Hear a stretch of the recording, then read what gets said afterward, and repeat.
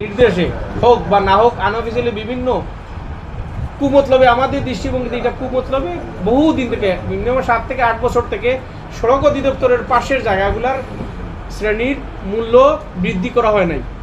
যেহেতু বৃদ্ধি করা হয় নাই, আমরা সাইল জমি ভরাট করে আমরা দোকান বিট করেছি, বাড়ি করেছি, বিল্ডিং করেছি, কমার্শিয়াল জায়গা করেছি, বিট শ্রেণীতে আমরা ক্ষতিপূরণ পাবো। কিন্তু তারা চাইতেছে সরকার কি সাইল শ্রেণী, আমন শ্রেণী, চারা শ্রেণী, যে শ্রেণী আছে এই শ্রেণীতেই আমাদেরকে ক্ষতিপূরণ দিবে। এটাতে আমাদের বিশাল ক্ষতি হবে, এই ক্ষতি কখনো আমাদের পূরণ হবে না। সে কারণে এই সড়কের পাশে প্রত্যেক বাজার এলাকায় যে বাজার মূল্য বিক্রয় হচ্ছে 12, 14, 16 লক্ষ টাকা মূল্য হারে আমাদের ভূমিগুলো বিক্রয় হবে, এটার যেন 3 গুণ আমরা পাই। এটার আমাদের সর্বোচ্চ অনুরোধ থাকবে সরকারের কাছে, এই দাবি আমাদের মূল দাবি।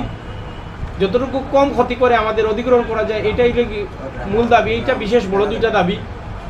আর আজকের এজেন্ডা হচ্ছে আমাদের আহ্বায়ক কমিটি পূর্ণাঙ্গ হবে। এই কমিটি দ্বারা আমরা এই 3 থানা সিলেট সদর, জৈন্তাপুর এবং গোয়েনঘাট থানার সাধারণ জনগণ, এই যে ভূমি অধিগ্রহণের সংশ্লিষ্ট যে সাধারণ জনগণ, এরা যেন কোনোভাবে আপনার কোনো অবহেলায় সম্মুখীন না হয়, যাতে কোনো ভুক্তভোগী শিকার না হয়। আপনার 4 দ্বারা নোটিশ পাওয়ার পরে সরজমিনে যৌথ সার্ভে তদন্ত আছে, যৌথ মানসম্মত না হলেও মোটামুটি জাতীয়ভাবে এটা হয়ে যায়। আমাদের দাবি থাকবে সড়ক অধিদপ্তরের সড়ক ও জনপথের যে পরিমাণ জায়গা আছে সেই দৈর্ঘ্য পরিমাণ জায়গা দিয়ে তারা সিলেট তহবিল 4 লেন অধিগ্রহণ কার্যক্রম এবং উন্নয়ন কার্যক্রম যেন শেষ করে ফেলেন। যদি একান্ত না হয়, আন্তর্জাতিক ক্যাটাগরি মেনটেন করার স্বার্থে যদি আরও কিছু অধিগ্রহণ করতেই হয়, আমাদের দাবি হবে যে যতটুকু কম ক্ষতি করে, কারণ আমরা টাকা পয়সা পাওয়ার থেকে আমাদের সম্পত্তিটাই অতীব জরুরি, যত কম ক্ষতি করে আমাদেরকে অধিগ্রহণের আওতায় নেওয়া হয়, এটাই আমাদের বিশেষ দাবি। তারপরে আমাদের দাবি হচ্ছে যে সামান্যটুকু জায়গা আমাদের অধিগ্রহণ করে নেওয়া হবে, কারণ স্থাবর সম্পত্তি অধিগ্রহণ করে নিলে কখনো টাকা দিয়ে এর ক্ষতিপূরণ করা যায় না।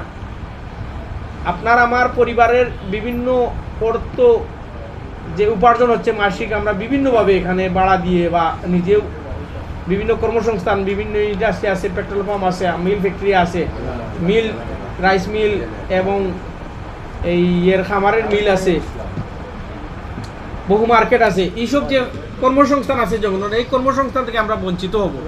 এই কর্মসংস্থান, জনগণের কর্মসংস্থান বঞ্চিত হবে, হাজার হাজার মানুষের কর্মসংস্থান নষ্ট হবে, মালিক পক্ষের মাসিক এবং বাৎসরিক বিভিন্ন আয় উপার্জন থেকে আমরা বঞ্চিত হব।